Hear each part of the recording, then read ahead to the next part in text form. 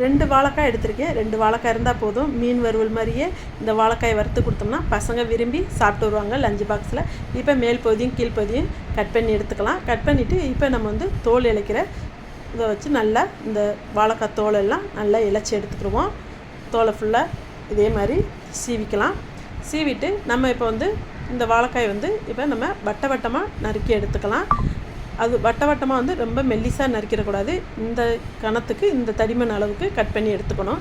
ரொம்ப மெல்லிசாக கட் பண்ணோம்னா நம்ம மசாலா சேர்ந்து பெரட்டையில் வாழைக்காயும் உடஞ்சிரும். அதுமாதிரி தோசைக்கல்ல வைக்கல சீக்கிரம் கரிகிறோம். அதனால் நல்லா தடிமனாக இருக்கணும்.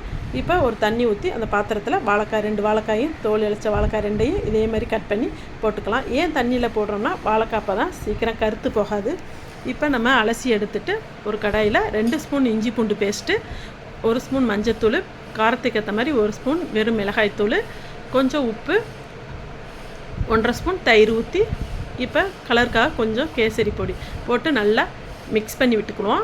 நல்லா மிக்சிங் ஆகட்டும். ஏன்னா நம்ம நல்லா கனமாக தான் போட்டிருக்கோம். அதனால் நல்லா பெரட்டி விட்டுக்கலாம் கையை வச்சு. இப்போ இது 1/2 hour அப்படியே இருக்கட்டும். அந்த மசாலாலாம் சாந்து வரட்டும். அதுக்கெல்லாம் நம்ம லஞ்சு பாக்ஸு பசங்களுக்கு லஞ்சு கட்டிடலாம். இது ஒரு பக்கம் இருக்கட்டும் ஊறிட்டு. இப்போ தோசைக்கல்ல காய வச்சு அதில் கொஞ்சமாக எண்ணெய் ஊற்றிக்கலாம்.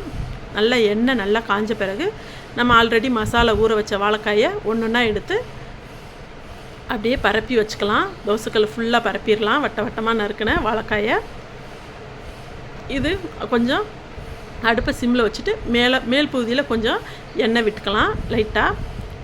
இப்போ தோசை கரண்டி வச்சு நல்லா 2 பக்கமும் மாற்றி பெரட்டி விட்டுக்குருவோம் அந்த வாழைக்காயை. அவ்வளோதாங்க, சூப்பரான வாழைக்காய் வறுவல் ரெடி ஆயிடுச்சு. மீன் வறுவலை விட டேஸ்ட்டானது இந்த வாழைக்காய் வறுவல். பசங்களுக்கு லஞ்சு பாக்ஸுக்கு கண்டிப்பாக செஞ்சு கொடுங்க. விரும்பி சாப்பிட்டு வராங்க. லஞ்சு பாக்ஸும் காலி ஆயிரும். இது என்னென்ன சாதத்துக்குன்னு எல்லா சாதத்துக்குமே சூப்பரான காம்பினேஷன். அதனால் இந்த மெத்தடில் கண்டிப்பாக ட்ரை பண்ணி கொடுங்க. சூப்பராக விரும்பி சாப்பிடுவாங்க. லைக் பண்ணுங்கள், ஷேர் பண்ணுங்கள், கமெண்ட் பண்ணுங்கள். வீடியோ ஸ்கிப் பண்ணாமல் பாருங்கள்.